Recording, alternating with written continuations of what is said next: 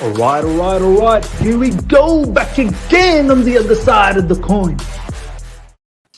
All right, we are back again on the other side of the coin. I've got two lovely gentlemen joining me in the stream today. I got my boy Taron. I know he's going to bring his A game all the time. He gasses me up like none other, so I love that. And we've got Arvind back. Just so everyone knows, Arvind's actually a Liverpool fan, but the reason I got him in is because I want to see how someone outside of Chelsea thinks about certain Chelsea matters, and because it's important to get that. You know, us Chelsea fans like myself and Taron, and also the live chat, sometimes we could just get in so deep into this with the Chelsea matter, we may not see it. So I want to see exactly what Arvind has to bring.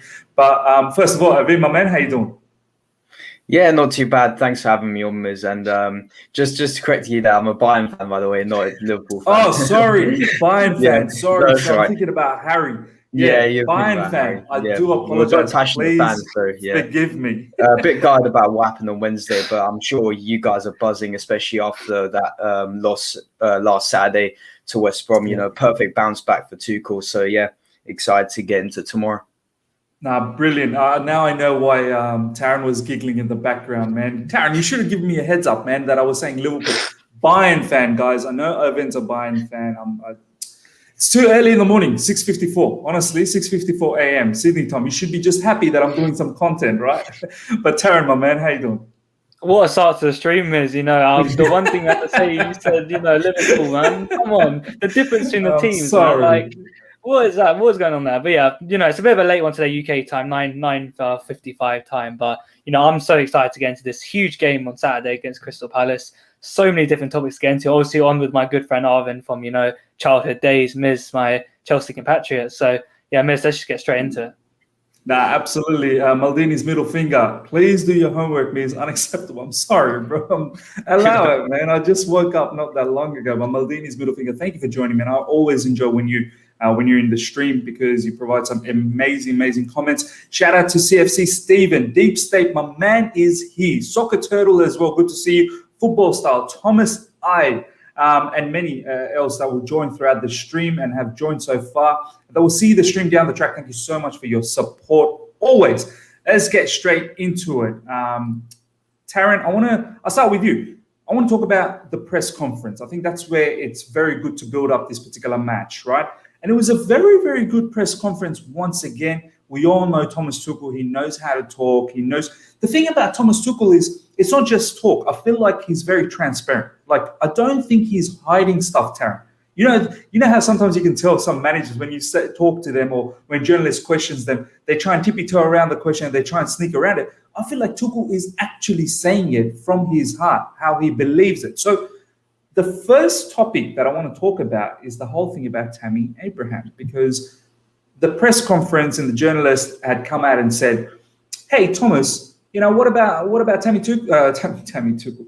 What about Tammy Abraham? You know, why isn't he getting any starts? You know, why isn't he getting any look in? You know, he does have the Euros coming in very soon. You know, what about him?" And I loved how Thomas Tuchel had placed that answer initially by saying, "I don't pick teams based on personal goals. Like, Kepa is in the same case as well. He wants to go to the Euros. I don't pick anyone because they've got some personal things. And for Kepa, it's very difficult because you know Mendy is number one keeper, so he's barely going to get a look in, right?" And then he goes on to say that he has started a few times. He started 3 times for us. Twice he got hooked off at halftime, and once due to injury. And after the injury, he's found it difficult to come back because obviously there was the injury. He had to get back, and then once he did get back, Taron, you know, we were on a bit of a winning run. So he didn't want to tinker too much with the team. He was happy with how things were going. And he also mentioned that the twice he got hooked off, it was all tactical reasons, right? He said that I've taken him off because we demand certain tactical, you know, ways of playing, and Tammy could not give that. And you know, it's up to him to now prove that during training. So how do you look at that whole comment from Thomas Tuchel? What do you feel? Because it seems like in social media, everyone's trying to make Thomas Tuchel like some sort of a criminal, like as if he's got some personal vendetta against Tammy, that he's purposely not starting him. First of all, Tuchel's come in mid-season with the goal to get top 4, to get as far in 2 competitions, 3 competitions. He's not going to go out and pick the team based on, the personal goals, the sentiment of the fans. He's going there to get the most out of the club, to get us further in these competitions. With Abraham, I feel like it is the fact that he's come in, and Tuchel demands a lot in his games, a lot of pressing off the ball. When we lose the ball in 2-3 seconds, we need to win it back. We saw with Hudson-Odoi when he came on against Southampton. Straight away, Tuchel's not messing about. He cares about results. He's in the results business. He hooked him off straight away. With Abraham, he's had 2 chances, and then in them 2 games, Southampton and Newcastle, you could say he was really poor in them 2 games. As soon as he came off, Giroud scored against Newcastle, and Mason Mount won the penalty when he came off against Southampton.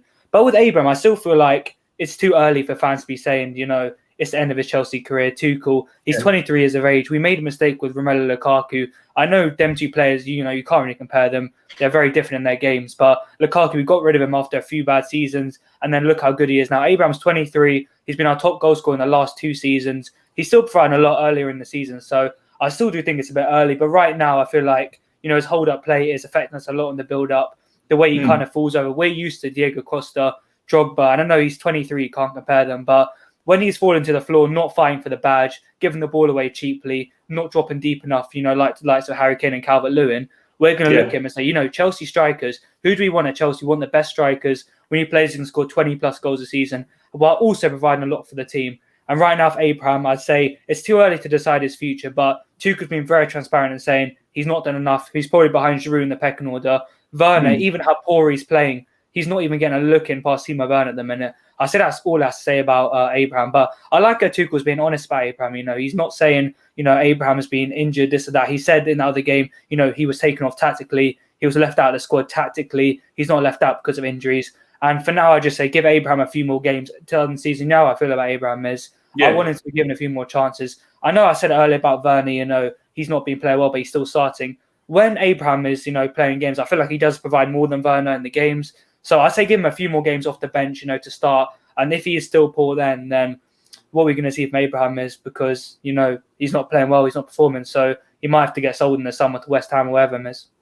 Yeah, look, I completely understand what you're saying. And I wanted to now go to Arvind as someone outside of Chelsea to get his point. Arvind, look, I've got no issues with Tammy getting minutes. I just want to make that clear, first of all. I don't care if Tuchel uses Tammy, because for me, winning the game is far more important. So if we win the game with Tammy Abraham, I'm all up for that. I'm more trying to understand why certain parts of the fan base are getting so amped up about why Tammy's not getting the minutes. And what Taron just said in regards to Werner needs to be benched and perhaps Tammy gets a bit of a game time. Here's my first conundrum, right? And I think this is where the misconception is, the first misconception, is that I don't think Tammy's competing against Timo Werner. I think Tammy's competing against Giroud and Kai Havertz, because Timo Werner predominantly, yes, there's that odd game against Liverpool. Once again, I'm pointing at you when I'm showing Liverpool. I don't know why I'm doing that. I'm sick and tired of this. I keep thinking you're Harry. But against Liverpool, he played up front, Timo Werner. Against West Brom, he played up front, probably didn't deserve to play up front. That was not the kind of match he needed to play. And in all honesty, Thomas Tuchel probably wanted to hook him off at halftime. Hadn't it been Pulisic's injury, he was looking to hook off Timo Werner and bring someone else in. But predominantly, Arvind, Timo Werner plays in the inside left forward. So he's essentially competing against Callum Hudson-Odoi and Pulisic. In essence, there is that odd game here and there that he plays up front. So Tammy's actually competing against Kai Havertz and Giroud. So from that perspective, is that how you see as an outsider, or do you see that, no, Timo Werner is eating up Tammy Abraham's minutes, and now Timo Werner's not really banging in the goals, Tammy deserves the chance? Is that how you see it? For me, obviously, I saw Timo Werner play at Leipzig, when they played the 2 strikers up front, and he was always drifting onto the left-hand side. And I think that's the way he's always played, a bit of throughout his career. He's always played, with drifting left. I think we see with Aubameyang as well at Arsenal, they would drift to the left, to create space for the players that come into the middle. So for me, yeah, I do actually agree with you, Miz. Especially in the way that Chelsea play with Timo Werner, the team sheet, it shows that he's always on the left, and he's predominantly there because he likes to he likes to play through the middle, but sorry, he likes to start through the middle and then drift to the left to allow, spaces for the likes of Kai Havertz, Ziyech to come in and create the chances for him or take the shot themselves or in certain situations. So regards to that, Tammy Abraham, he is competing against, I think, Kai Havertz and Giroud in terms of what he can bring to the table. We've seen Tammy. I mean, last season, Tammy Abraham, he got 15 goals in the Premier League, and especially at a time where there wasn't a standout player. In my opinion, obviously Pulisic, post lockdown was that player that made things happen. But especially predominantly at the start of the season, he was a player along with Mason Mount that was consistently getting goals, and at that hat trick against Wolverhampton as well. That's one key moment that I saw against Norwich as well. He put in great performances. But this season, especially with Tuchel as well, it's strange, to be honest, because in the times I've watched Chelsea, I haven't seen Tuchel give Tammy Abraham the chances that he's given for the likes of Jorginho, and we've seen Jorginho being axed by Frank Lampard and certain other players, Rudiger as well, being axed by Lampard, not getting the game time. I thought Abraham would get game time under Tuchel, because obviously we've known that from the start when he's come in, he's given everyone a chance, and I think you can't deny that. But Tammy Abraham hasn't really been that player that has started, for example, a big game, whereas Giroud, for example, has, especially against Atletico Madrid. Most players have got the opportunity to show, what they can do for Tuchel. So I think Tammy Abraham, really, I've always had this conception from an outside fan that he's not exactly fighting for his place. I don't think he likes the competition, especially when Werner came in. I think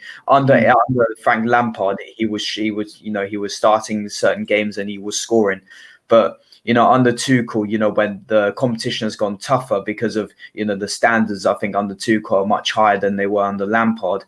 I think Abraham's just fallen off that battle and said, okay, I'm not really bothered. And, that's not the sign that's not the sign Chelsea fans want to see, because I think we all know what Abraham's capable of. He's a clinical striker.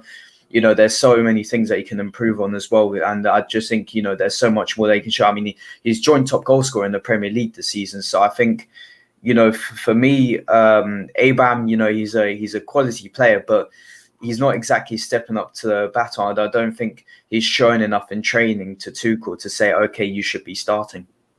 Now, you know what? Honestly, fantastically said, Arvind. And I want to touch on extend on some of these points that you've been talking about. I'll go to you, Taron. Let's talk about the whole Tammy striker. Why doesn't he get more chances as a striker? Arvind has sort of touched on it and mentioned a few things.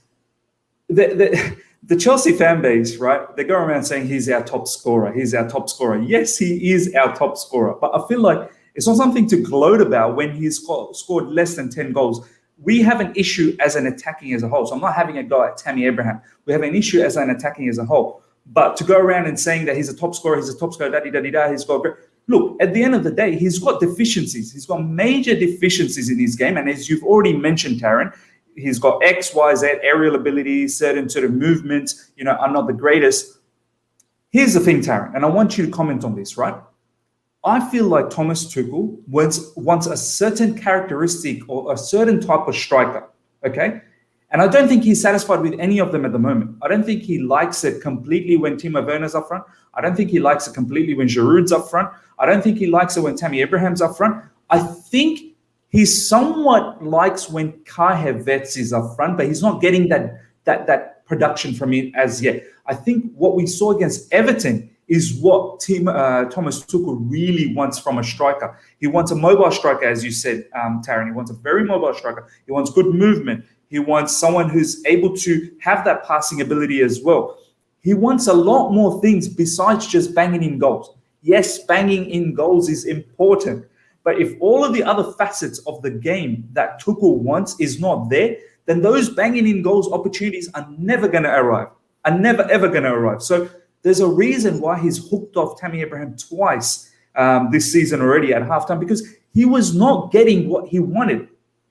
Is Tammy not capable of scoring? No, he is capable of scoring, but he wasn't getting what Thomas Tuchel was getting. So from that perspective, Taron, do you feel that Tuchel is looking for a certain characteristic up front that he's probably not getting from Tammy. Hence why he's using all of these other players to sort of fill in the gap. And that's probably why we are linked with someone like Haaland or Lukaku.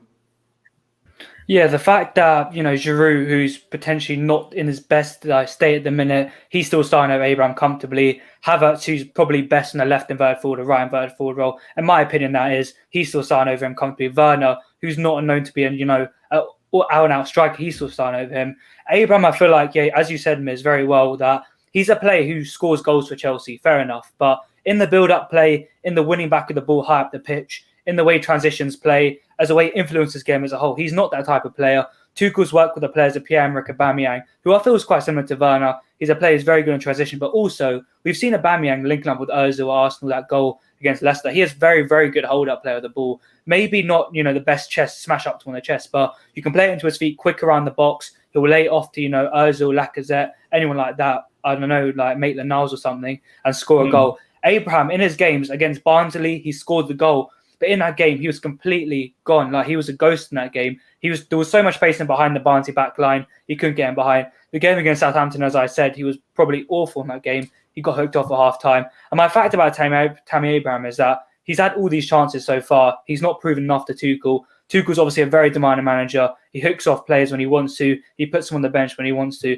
And if Abraham's not performing, then unfortunately, he's not going to play him and he's going to be hooked off. So, like you said, Miz, he's a goal scorer, but is he good enough in the attacking areas? Is he good enough at linking up play? Is he an all-and-out Tuchel striker? No, not for me, Miz. So for me, that's probably the reasons why I'd say that Abraham. But another opinion about Abraham, I'd say, is that, we've won games under Tuchel. We've won most games. That's probably what people are saying, we're winning games, so Abraham doesn't need to play. But we've had so many games that we need someone to put the ball into the back of the net. We need a player who's just going to score the goals.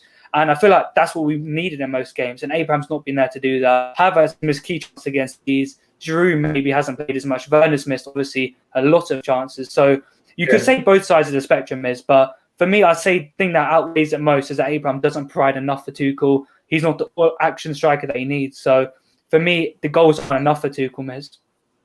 Yeah, no, look, a lot of people going out there saying that he scores big goals. Look, as Arvind said, right, and you've mentioned as well, he scored a lot of goals last season. Wolves, Norwich, the Arsenal, very important goal as well. But for me, I've always thanked him for last season. But post the lockdown, Oliver Giroud stepped up, Pulisic stepped up. When it became clutch moments, Tammy wasn't there, right? And yeah, sure, he had the injury as well. So I'm not having a go at Tammy, but I'm just saying that clutch moments is when we need someone to step up. And last season, during clutch moments, someone else has stepped up. This season as well. And I want to go to you, Arvind, and really sort of explore that point of view where you said that, in regards to the competition side of things. From the get-go, earlier on, there was all these talks about, Timo Werner, Kai Havertz, and all of these players coming in. You look at someone like Mason Mount, he's stepped up so magnificently that he is now setting the standard for the rest of the team. Players like Ziyech, players like, Pulisic, players like Kai Havertz are now looking up to Mason because he's now lifted the standard so high. He's a player that he's taken the challenge by the scruff of the neck and he's, going head on with it. He comes out in press conference and he says, look, I want to clean up on my finishing ability. And look what he's doing. He's banging in goals now, right? Someone like Tammy Abraham, we've been talking about Haaland. We've been talking about Lukaku for a very, very long time now. You know it very well, Arvind. We've been talking about them very, very long. And there's a whole conundrum about his contract situation. Chelsea's actually placed the contract for him. It's just him not signing it because he doesn't feel that he is going to be the main man for Chelsea next season. He wants to be felt as the number one guy for Chelsea, or else it's nothing, right? From your perspective, someone outside of Chelsea, right? Is it fair to feel that way? Shouldn't he just say, you know what? I believe in Chelsea. I want to stay here. I'll sign the contract and I will work hard. And then I'll demand what I want to demand to get a better deal or what not. I feel like it's more of a sense that, you know what, Chelsea, you're talking about Haaland, you're talking about Lukaku. You're not giving me any respect of all the goals I scored last season, da-di-da-di-da. So, you know what? I'm just going to try and find myself another club. And now he's getting linked with West Ham. I mean, how do you see that situation? For me, I don't really like that. A lot of people are going out there saying, oh, no, it's his career. He wants to make sure that he gets the best out of his career and so on and so forth. But remember when Didier Drogba used to be in our club and he had to compete against Anelka, he had to compete against Torres, he had to compete against Shevchenko. He never shied away from all of that. What's your point of view on all of that matter? I think you made an interesting point about the difference between Mason Mount and the difference between Tammy Abraham. So obviously when Chelsea signed all those players at the start of the season, you know, the likes of Kai Havertz, Timo Werner and Ziyech, I thought Mason Mount could potentially be dropped because of these players. You know, obviously, you know, these are really good players that are coming in. Obviously, Ziyech from Ajax, he's very experienced. He got to a Champions League semi-final. You know, he played brilliant that year. Kai Havertz looked to be one of Europe's hottest prospects, and Timo Werner, we all know what he was capable of for Leipzig as well. So he was a very good young player as well. So regardless of that, you know, Mason Mount, ever since the start of the season when he's coming, he's used those players, in my opinion, to step up. He's used those players, in my opinion, to step up, and I think, you know, he's elevated this game because of that, and he's looked at it as a challenge, as an embracement in a way, as an embracement to say, okay, I'm going to use these players to learn off as well as compete against. Whereas Tammy Abraham, I think he's shied away from the challenge. I think, especially, you know, he hasn't grabbed it, right? I mean, he's not really grabbed it and just said, you know what, this is my spot. I own this. I am going to be here. He hasn't done that. Especially from there was a few reports that I saw about Tammy Abraham wants to leave Chelsea because he feels threatened by Erling Haaland potentially being linked with Chelsea, and Chelsea looked to sign him. So, you know, instead of feeling threatened, I feel like he should use that against, okay, you know, and that's what separates the best players from the ones that, you know, have the biggest potential, but they don't deliver because they don't have the right mindset for it. Whereas Mason Mount does have the right mindset. Tammy Abraham doesn't, because, you know, he's feeling threatened by likes these things, instead of embracing the challenge of, okay, Chelsea want to sign Erling Haaland. I'm going to show them that they don't need him because I'm around, and he has to have faith in his own ability, but he isn't right now. And that's why I mentioned the point earlier where I said he's shying away from the challenge and he isn't exactly embracing it as he should be. No, absolutely well said, man. Look, we can talk about Tammy all day long. I want to now move on to the next phase of this press conference with Taron. But before I get to that, Gabriel, thank you so much, my man, for the super chat. If he's so good, why only West Ham after him? CFC fans hypnotized by his youth team progression. I'd love him to be great, but he's not good enough for top level. PS, hope you enjoyed your holiday. Thank you so much, Gabriel, my man. Look, I've said it many a times that, you know, would Tammy Abraham start for Man City? Would Tammy Abraham start for Liverpool? Would Tammy Abraham start for Man United? You know, these are some of the bigger teams. Maybe a Leicester. I could probably see him starting for Leicester. You know, so I honestly, if you think about those three teams that I've just mentioned who are leading the race at the moment, he probably doesn't start. So, you know, look, once again, I'm not making this a Tammy Abraham bashing situation. I'm just trying to bring some perspective and some objectivity in this particular discussion, that a lot of people going out there and saying, oh, you know, Tuchel's doing him wrong. This is criminal activity from Thomas Tuchel for not allowing someone like Tammy Abraham when you got Timo Werner missing all these chances and Kai Havertz and so on and so forth. And this is what I want to talk about now, Taron, because in the press conference, they talked about Kai Havertz and Timo Werner, and they said, well, how come you're using Kai Havertz and Timo Werner against Porto? They struggled big time. And Tuchel came out and, you know, backed his players, backed Timo Werner and Kai Havertz, and he said, show me one game where someone dominated Porto. So show me if Juventus dominated Porto. Show me in any of the group stages they dominated Porto. And this is true. Porto had only conceded like 3 goals in the whole of group stage, and that was against Man City. And that too, Porto actually had the upper hand in that match, had they got that penalty in that particular match. And then in the second one, in the group stages, they had a 0-0 draw. Once again, I'm not taking anything away from Timo Werner and Kai Havertz because they did not have a very good game. But I feel like, as we've already mentioned, Thomas Tuchel is using Timo Werner and Kai Havertz because it fits his style of play. He's looking for certain characteristics and it fits his style of play. He's looking for pace from Timo Werner. He's looking for Kai Havertz, ability to drop deep, link up with the midfield, play that false 9 role. He's good with his passing ability. He can score as well. We've seen his quality against Everton. I think the only argument that we can probably have, Taron, is if had Pulisic been fit, then Timo Werner probably wouldn't see that many minutes because Pulisic plays similar role. from that perspective, Taron, what do you say to the fan base when they're saying, "Oh, why is Timo Werner playing? Why is Kai Havertz playing? They're not playing that well. This is not fair. Meritocracy. Tammy should be deserving the chances." What do you say to that when Tuchel said those information as well? First of all, the point made about the Porto results were really, really crucial. I feel like Porto have been so defensively solid in League and NOS and the Champions League this year. I believe apart from Man City, they conceded no goals to any other teams. Juventus only conceded a few goals. Porto are amazing. What did Kai Havertz and Werner do to Atletico Madrid? Werner was amazing in the first leg. Havertz was amazing in that build-up to that goal. Havertz chipped over to Werner, drive down the wing, through the defender's legs, into Ziyech and a goal. Yeah. These players obviously fit Tuchel's system really well. I feel like the main thing about Werner that I touched against Liverpool as well, Taron.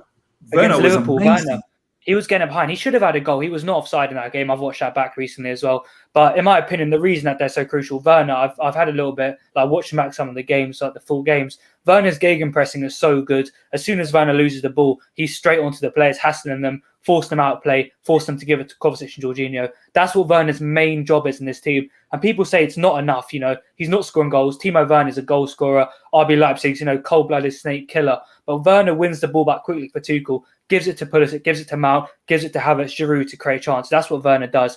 Kai Havertz gets in behind, he holds up play, he creates space. And this is what Havertz does in this team. Havertz is the most crucial player to Tuchel's system. He does it all. He holds up players, as I said. He has the pace. He's nearly the complete striker, I'd say. Obviously, by that, I mean he has all the attributes, but he needs to elevate his attributes a lot to get to the top. He's kind of there in all departments. We saw Leverkusen last season when he was playing that false nine role under Peter Bos. How good was he linking up with, DRB and Leon Bailey? He was so good. Yeah. These players are absolutely functional in Tuchel's system. There's a reason this guy isn't playing them because they're German. He needs to get the best out of them. They're the big signing. Thank you so much for saying this, bro. So many people out there saying, "Oh, he's German. That's why he's playing. It's for the German national team."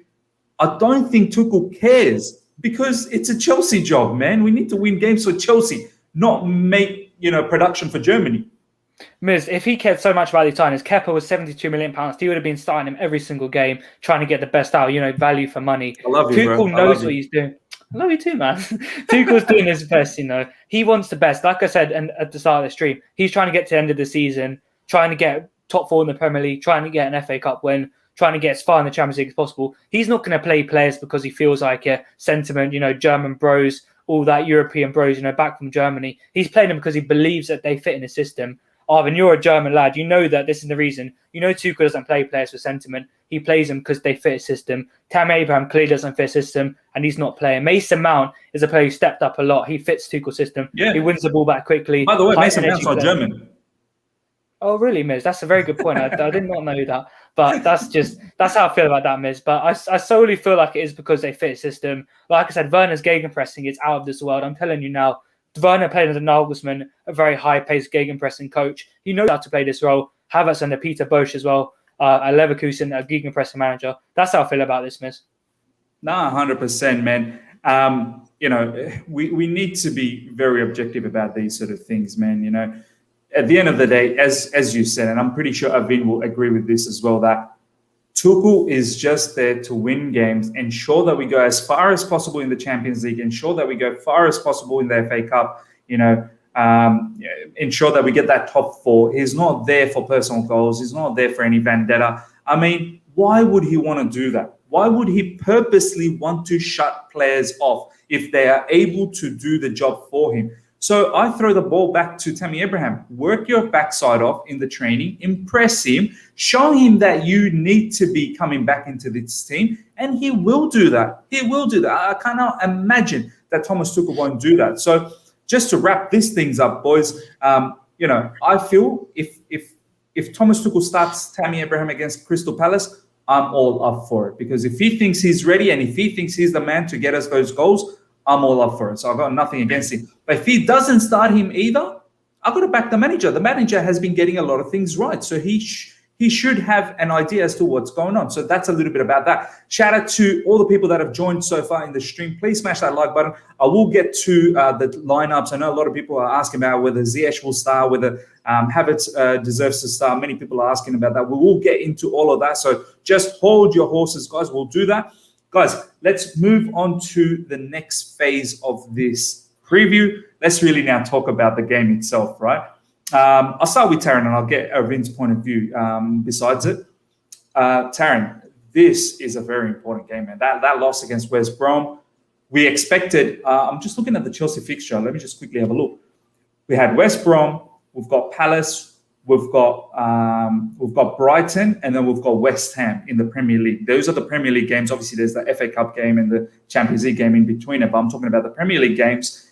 And that West Ham game down the track, a few weeks away, that's looking like a very, very big game for us because West Ham is now top 4 and they've pretty much taken it. It's not like they've got a game in hand or anything like that. They've now secured that top 4 as the way the table's looking right now. And we've been sort of looking at this sort of few matches leading up to that West Ham town, and we were saying that we need to win some of these games, West Brom, Brighton, and Palace, and really set us up nicely when we meet West Ham, and then hopefully we beat them, right?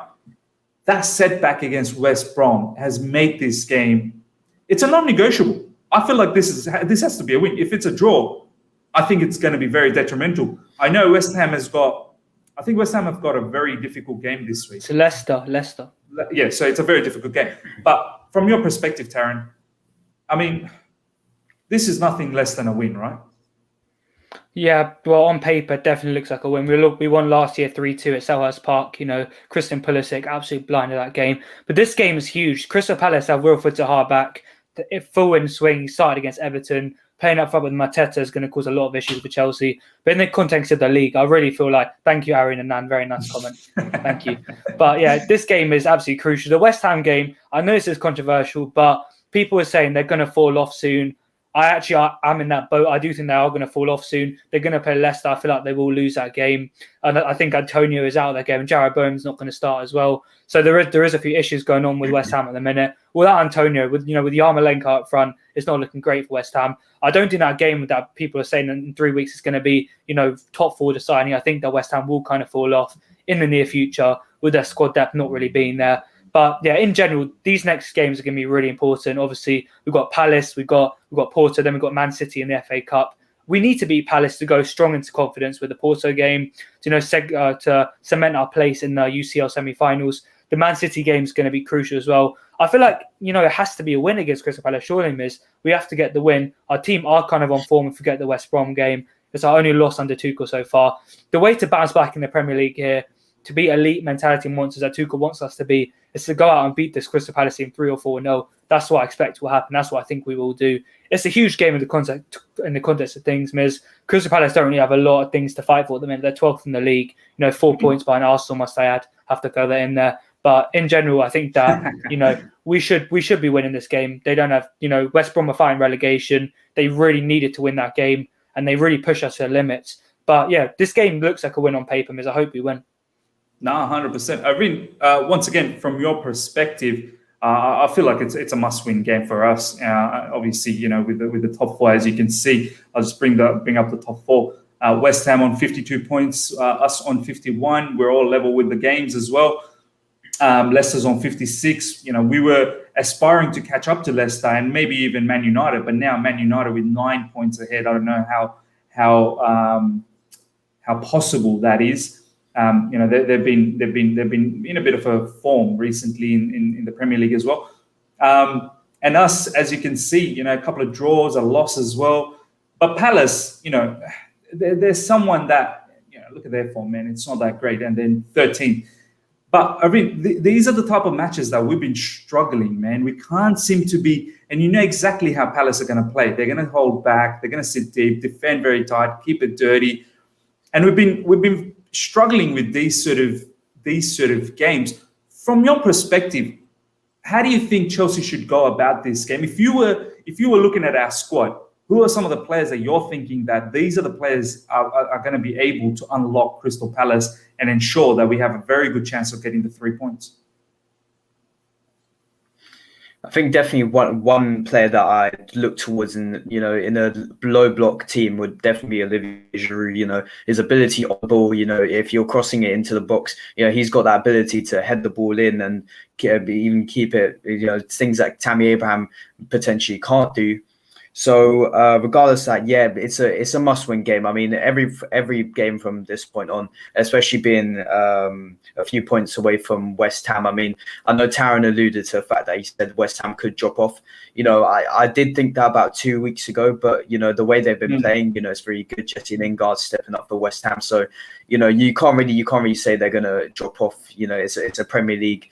So regardless of that, you know, every game from this point on, Chelsea should really be looking to win.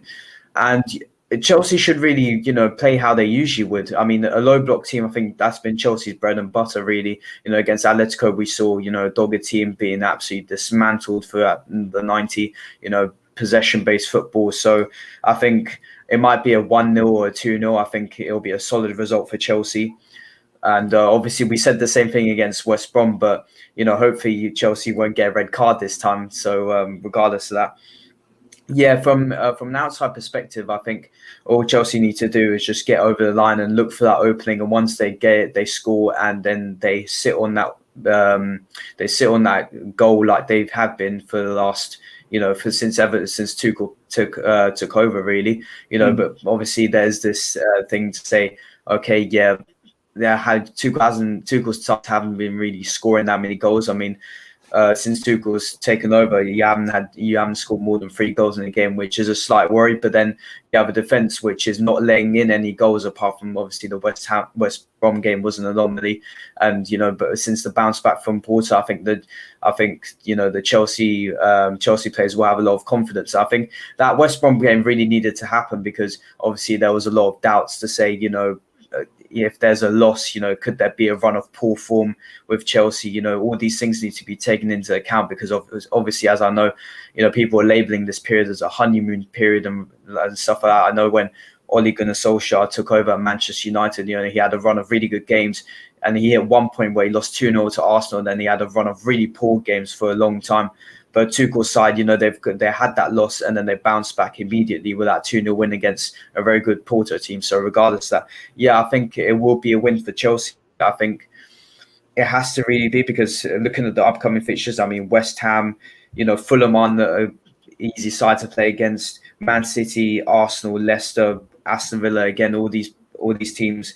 You know, I think Brighton are the only team, you know, that will really not be as difficult of a game as the others, maybe. So regardless of that, I think Chelsea should really win this game. I have to agree, man. We should definitely win this game. I want to just touch on this comment. Once again, Charlie Robinson, thank you so much for coming and joining here and providing some really good commentary as well. I believe Palace will press high like West Brom and surprise us. Taron, West Brom did surprise us the way they pressed us, man. They pressed us very, very well, kind of rattled us a little bit. I feel like maybe other teams might just try and do that as opposed to just sitting back. I do want to just bring in a couple of things here. Obviously, we've got you know, the fixtures. Palace got 38 points. I think more or less they're safe. They're not really going to be, you know, relegated. But just quickly as well, looking at their form, you know, they've had a win against Brighton, a draw against Man United as well. They got thumped by Tottenham. That was where Harry Kane absolutely took over. They beat West Brom, and they had a draw against Everton.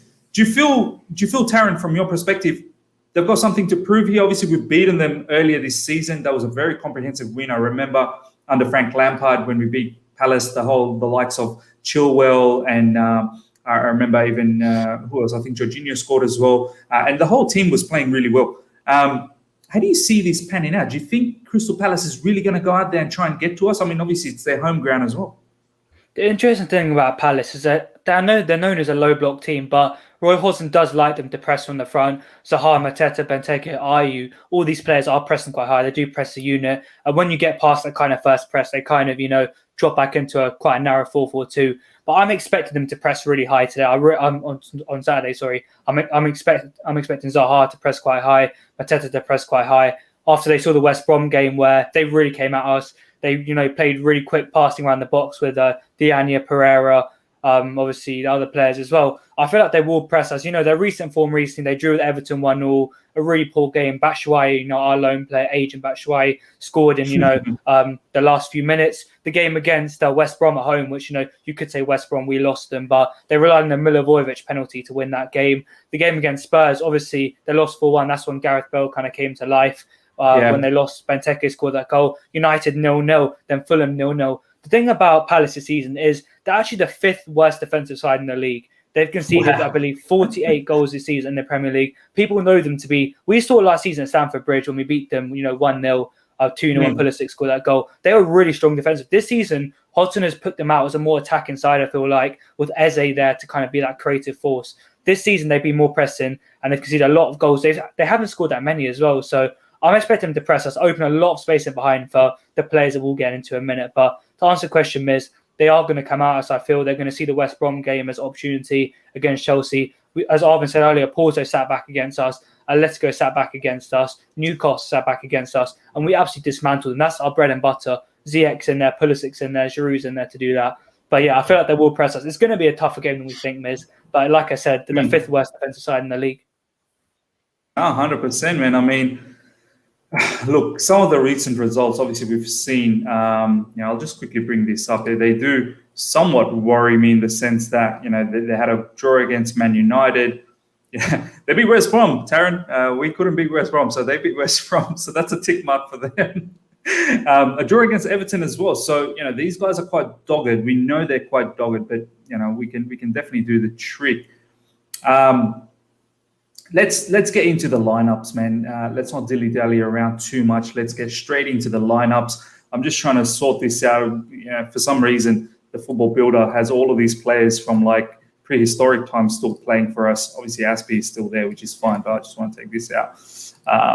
Moses, wow, those were good days, huh? Under Conte, Moses. What a player! I think he's still a Chelsea player, isn't he, Taron? He's on loan at Spartak Moscow, I believe. Yeah, he is. crazy.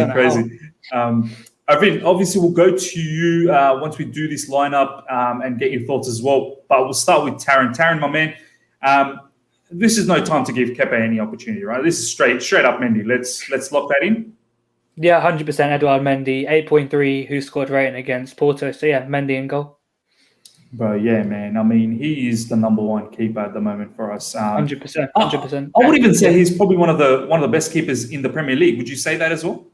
I'd say, yeah, 100%. The thing I was worried about is his, ability with his feet, but he's a really good ball distributor. 100%, one of the best goalkeepers in the league, miss. For sure. All right. It's where I think we may have some discussion here. We may not. Aspie for you? Yeah. Definitely Aspie, ball carrier, captain, leader, not legend, not John Terry yet, but captain, leader, Spaniard. Brilliant. But he will go down as a legend, though, right? Once he finishes off with Chelsea. In the middle, obviously, Silva is red carded, so he can't play this particular game. So this is quite simple, right? Andres Christensen, he goes in easy. The Danish Maldini in the middle. Maldini. On the left side. Tell me you're going to bring the hustler. You're going to bring the hustler. The hustler. He doesn't take anything from players. To deal with Mateta, I'd play Rudiger, yeah. Antonio, the bust-up Rudiger. You know what? I'm going to call him the bust-up. Just call him the bust-up. Matt Law will be happy with that, miss. The bust-up. On the right side, I think we need to reward Reece James here. But is there a argument for Callum Hudson-Odoi, either he or maybe up front? What's your thoughts here?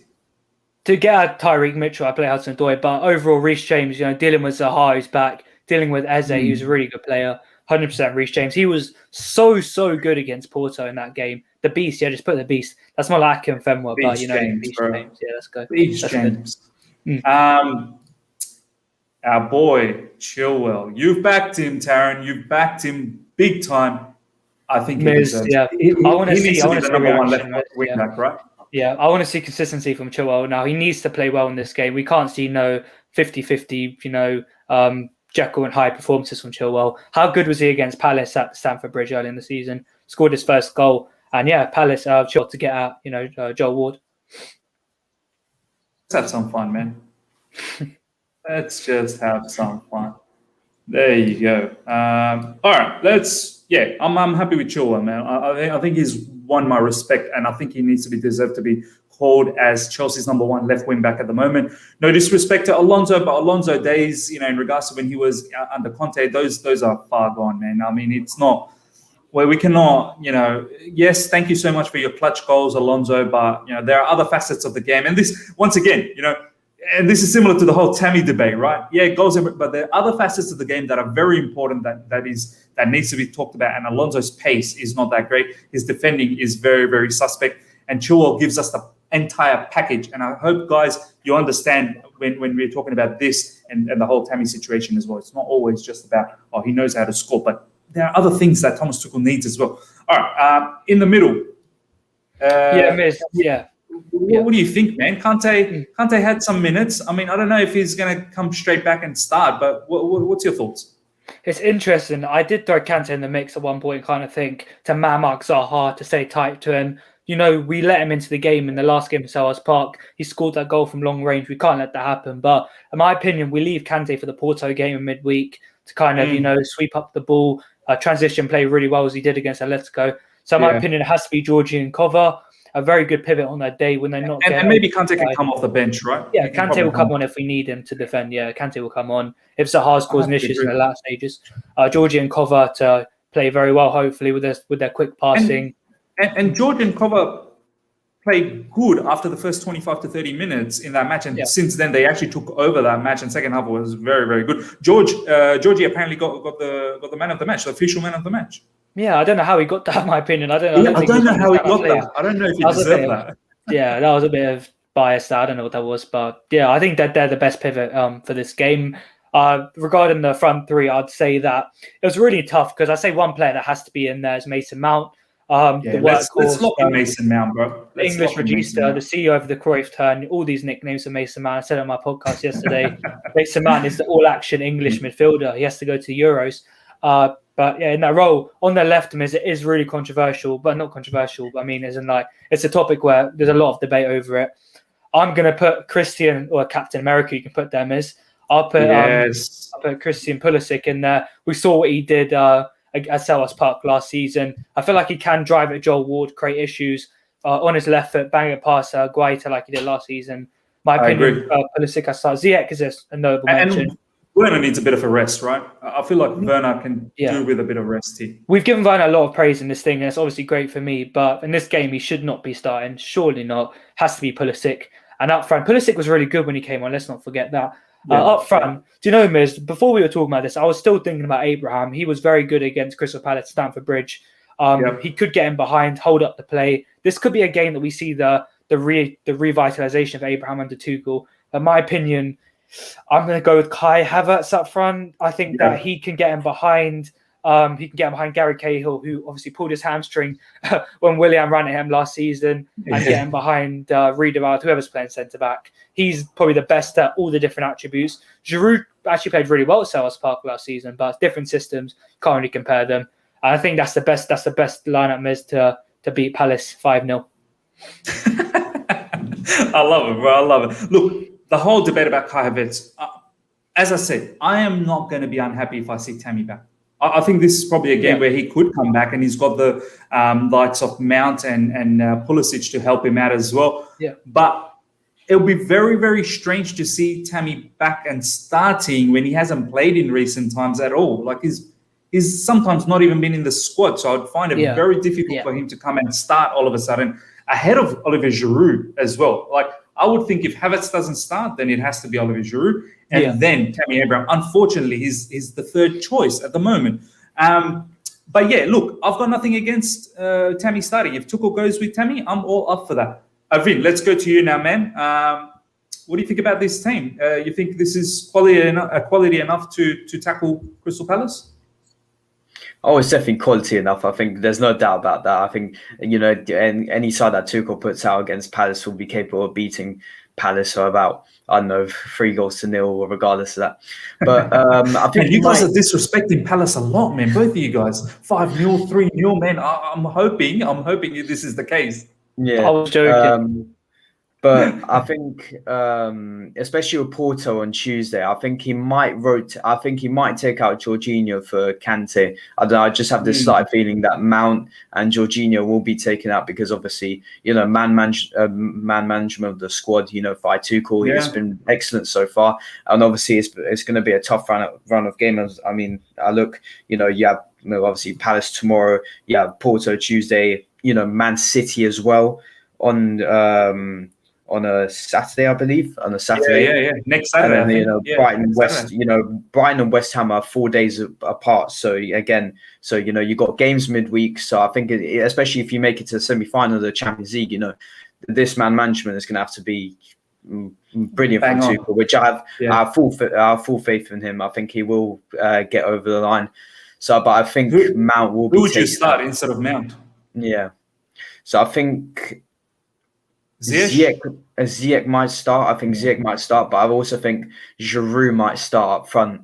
But it depends. Obviously, Taron mentioned the point about West Ham. If they are pressing forward, like West Brom did, then you're going to have to use pace to get in behind. So wherever Tuchel sees fit in between, if Palace are playing that low block, then Giroud will start. If Palace are playing, high press, then Havertz will start, I think. Yeah, no, you do make a very, very good point, Arvind. There are some massive, massive games coming up. We need to understand the Porto game.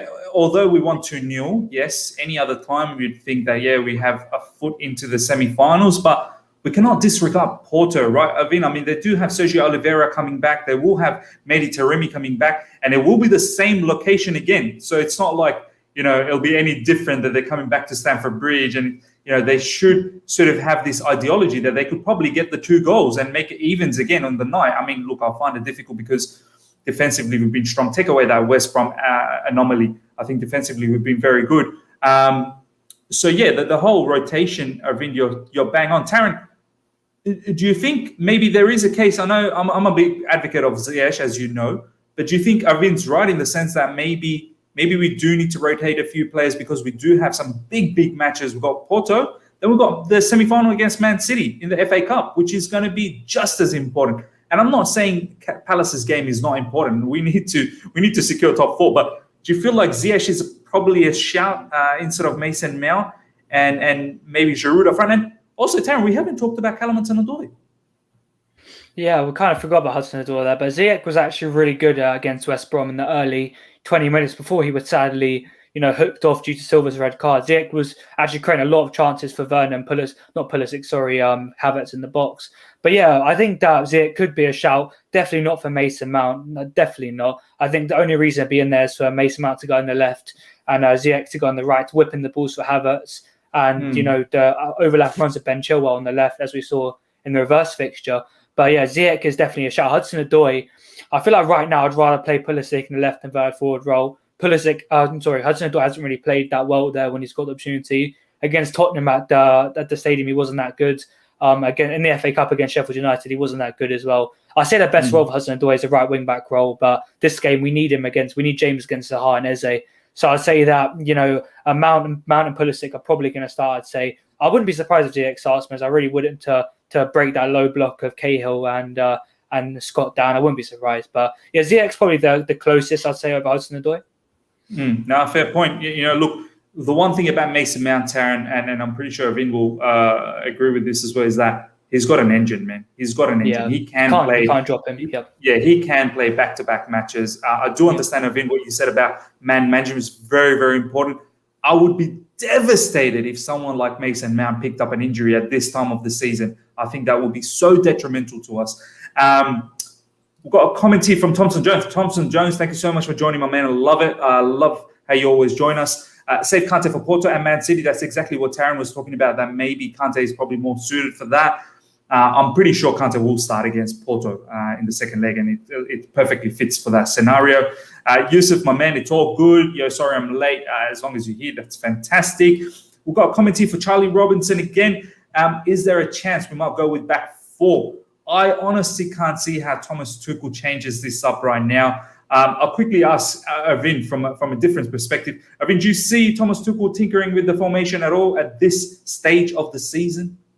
No, I think especially when you're coming up to April and May, the crucial times of the season, the make or break times of the season, especially with the semi-final coming up, I think there's no chance of, any side changing the fact that, the way they play or something. I mean, for example, City wouldn't change the way they play, especially, during April or May times, especially when you've got a Champions League semi-final potentially coming up against Madrid or Liverpool, and in between those games, in between those semi-finals, you also have City and Arsenal. So I don't think there's no need for change. It's working. I don't see why Tuchel would change it unless the formation is not working. Then, or if you lose against Palace, you could look into it and then see if what needs to be changed against Porto. But I really can't see the formation being changed. No.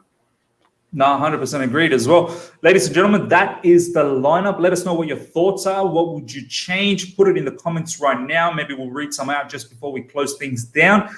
So basically what we've got is Havertz up front. We've got Pulisic. We've got Mason Mount to cover the front three. We've got Kovacic and Jorginho to tie up the double six. Chilwell, Reece James, Beast James as the wing backs. Rudiger, Danish Maldini, which is Andres Christensen, and Azpilicueta and Mendy to wrap up the back four. So yeah, let us know what your thoughts are. Now, let's talk about the score prediction, genuine score prediction, and obviously talk about how this match could pan out and whatnot. I'll go to you, Vin, first up, and then we'll go to Taron, and then I'll wrap things up. Vin, how do you see this match panning out?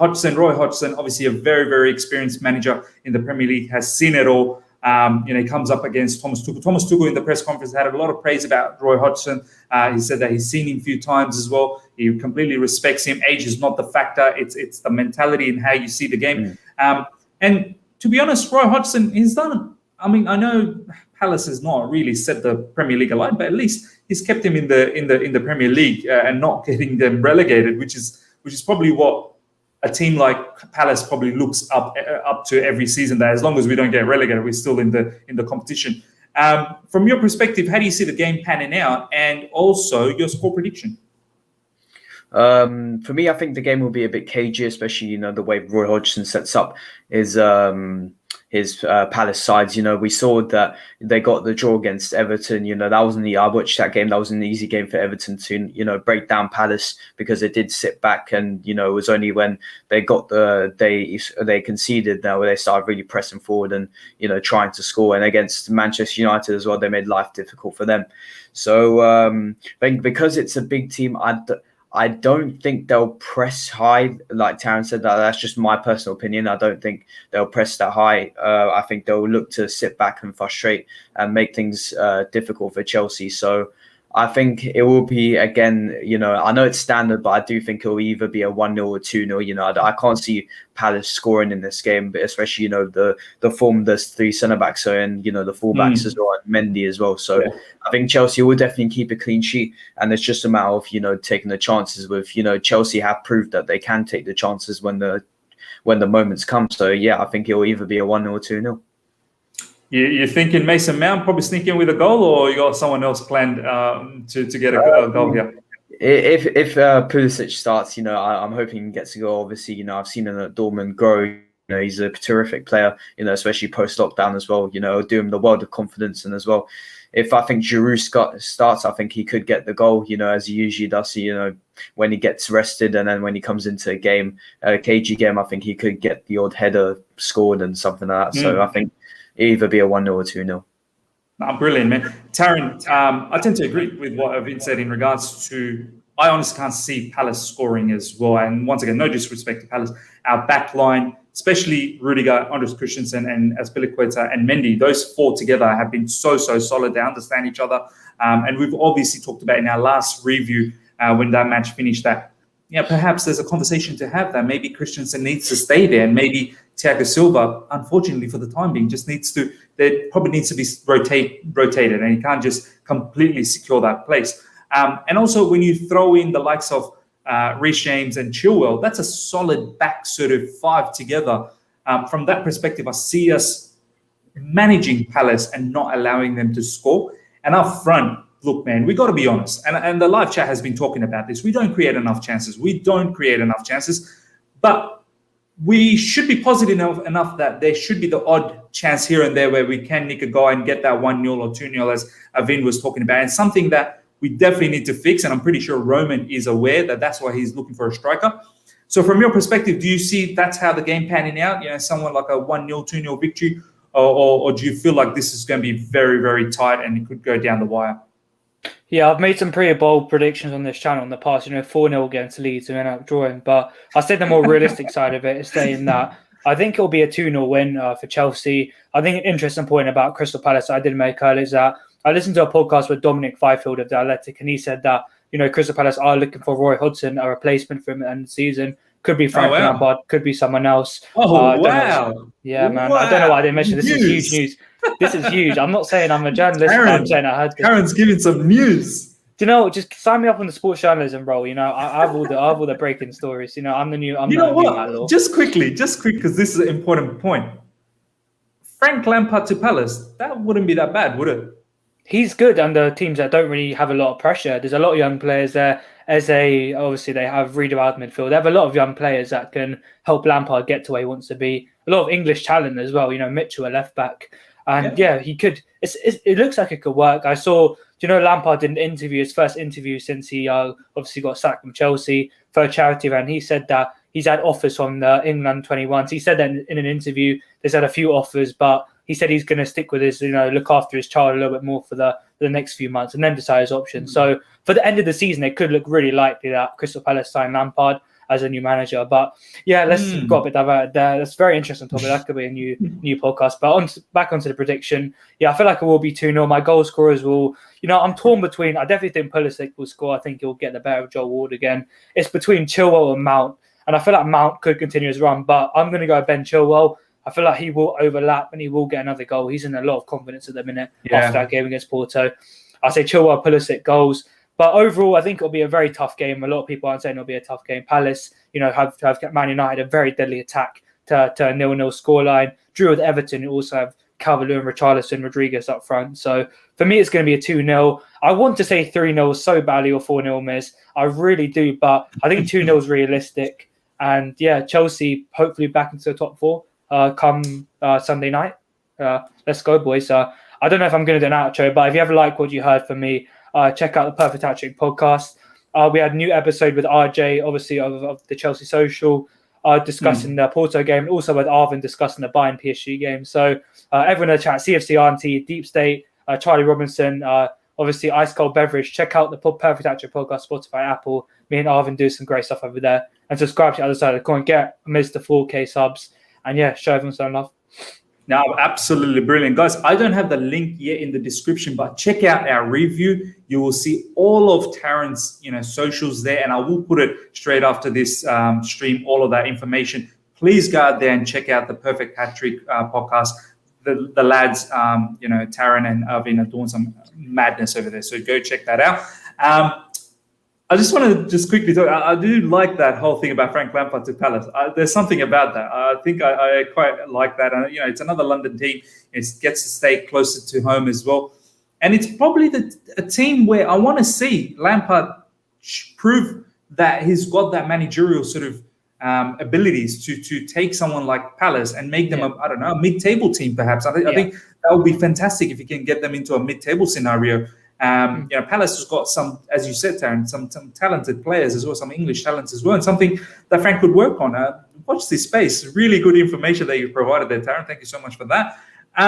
My score prediction, look, guys, I think it won't be Premier League games are never, ever easy, man. These games are never easy. It will be difficult as well, but I do expect us to go out there and get ourselves a 1-0 or 2-0, possibly a 2-0. I do expect, hopefully, Pulisic gets into the score sheet as well. And I do think Mason Mount is going to continue on. He's going to continue on knocking on the door to be Chelsea's player of the season. And I feel like he's going to bang in a goal as well. This guy is absolutely on the high at the moment. His trajectory is shooting upwards. And we could see some madness there. As long as he starts. If he doesn't start, if Arvind said that there's going to be rotation, he doesn't start, then I've got egg on my face. But if he starts, then I feel like Mount could do some madness. Ladies and gentlemen, that pretty much wraps us up with the preview. Honestly, 7:57 a.m. in the morning Sydney time. I've had some brilliant time with a couple of legendary boys with Taron and Arvind. Thank you so much for your time, Arvind. Honestly, from a Bayern fan's point of view, appreciate it so much that you've taken the time out and you've done this with us. Any sort of final thoughts before you go? Yeah, obviously, pleasure. Sorry. Obviously, pleasure to have you on, Miz. Obviously, to what Taron said, get Miz to 4K subs, everyone. Check out our Perfect Hat Trick podcast. They're both been some amazing content, and I'd always love to talk football. And I don't think there's no excuse to not talk about football. If you're inviting me on, Miss, I gotta be on because I love to talk about football and I love watching football. Football is my life. As sad as that sounds, but it's true. I love it, man. Love you, my man. Thank you so much, boys, for doing this. Thank you so much, live chat, for coming here and providing your comments. All the usuals are always here, so much appreciated.